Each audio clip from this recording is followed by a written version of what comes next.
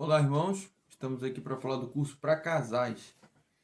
A gente hoje vai ter como tema a criação de uma só carne. Quando isso surgiu? Quando a gente teve essa ideia, né? Quando isso começou a acontecer? O que é uma só carne? O que significa isso, né?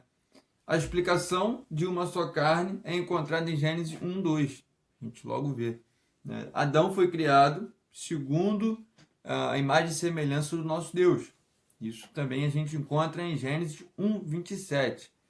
Adão era completo inteiro. Até aí estava tranquilo, já que ele foi feito a imagem e semelhança de Cristo. Isso a gente também encontra em Gênesis 1:27, Gênesis 5:2, né? Isso tudo está descrito, né, para a gente na Bíblia. Deus removeu uma costela de Adão para que fosse feita uma mulher. Aí a gente começa a desmembrar e descobrir o que significa uma só carne. Então, a partir desse momento, Deus, né, acaba tirando uma parte do homem para fazer a mulher, né, para confeccionar a mulher. Então a gente vê que a partir daí começa a ser moldado a questão de uma só carne, porque teoricamente, se a gente for levar para o físico, né, o homem saindo, a mulher saindo do homem, a partir de uma costela do homem, já faz parte da carne do homem. Beleza, isso é teoria, isso é coisa física, se a gente for pensar friamente, mas vai muito mais profundo do que isso.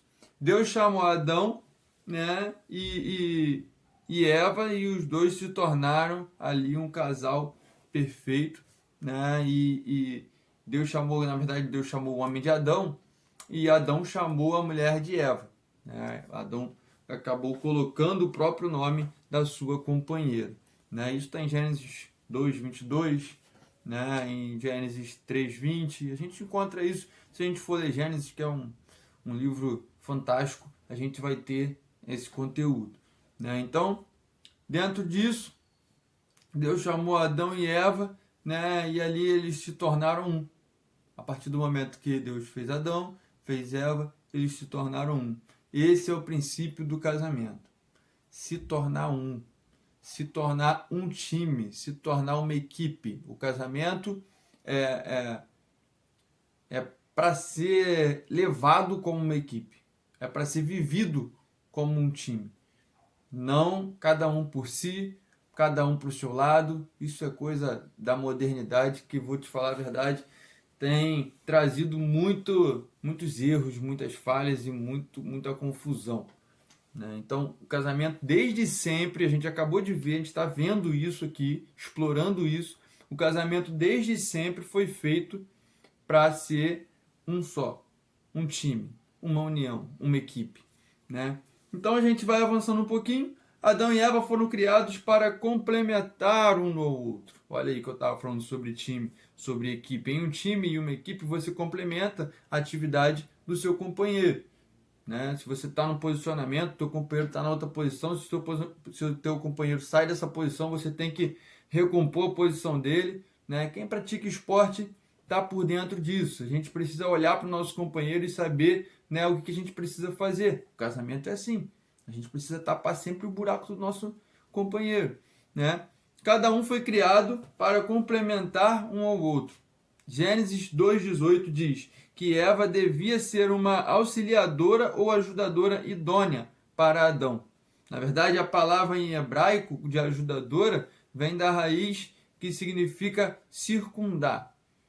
Logo, a gente percebe, né, que evolui mais um pouco. É um time no qual eles acabam se ajudando. A mulher, desde sempre, do seu primeiro ponto de criação, ela foi feita para auxiliar o homem, para ajudar o homem, para ser um ponto positivo na vida do homem.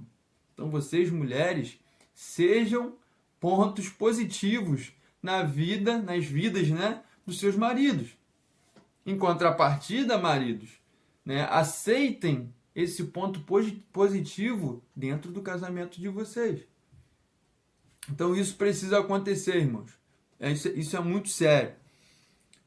Então a natureza que envolvia esse casal, né, tudo aquilo que Deus criou em cima desse casal era muito belo, muito bonito. Eu imagino, e às vezes eu viajo lendo a Bíblia e eu não consigo ter dimensão de quão bonito era esse casamento rodeado pela natureza. Isso devia ser fantástico.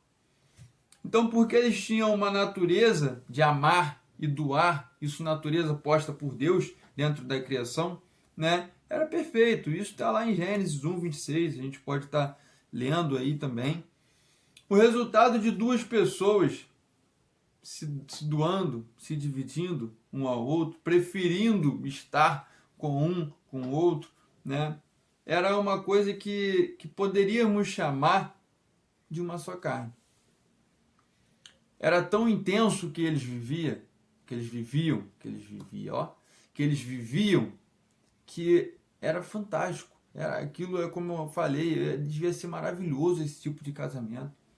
Um casamento no qual você está ali se doando na vida do outro, está vivendo junto com o outro, está fazendo tudo junto, está trabalhando junto, está dormindo perfeitamente junto, acordando junto.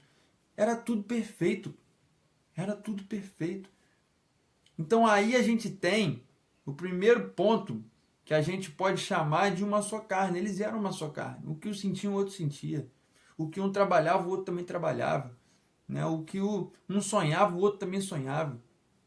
Esse é o exemplo de casamento que a gente precisa ter hoje.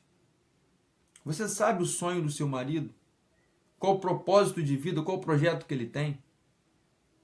Você, homem, você sabe o propósito da sua mulher? Você sabe o que ela mais gosta? Você sabe qual o planejamento que ela tem para o futuro?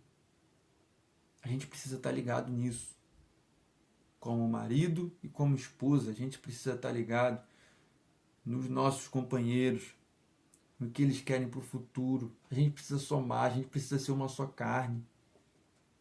A gente precisa estar cada vez mais próximo, porque foi assim que Deus criou a humanidade. Foi desde desse casamento aqui, por causa desses dois, nós estamos aqui. Ah, eles pecaram, aí é outra história. Mas eles foram criados porque Deus quis que a gente estivesse na terra. E por causa desse casamento, que até esse momento aqui onde a gente está citando, era perfeito. Era perfeito. É por causa desse casamento que hoje a gente tem uma transparência e um exemplo de como é bom viver em união. E a gente percebe que Deus fez a humanidade em cima de um casamento. E esse casamento era perfeito. Porque o que Deus faz é perfeito. Amém, irmãos? Então, esse é o tema de hoje. Obrigado pela sua visualização e até a próxima.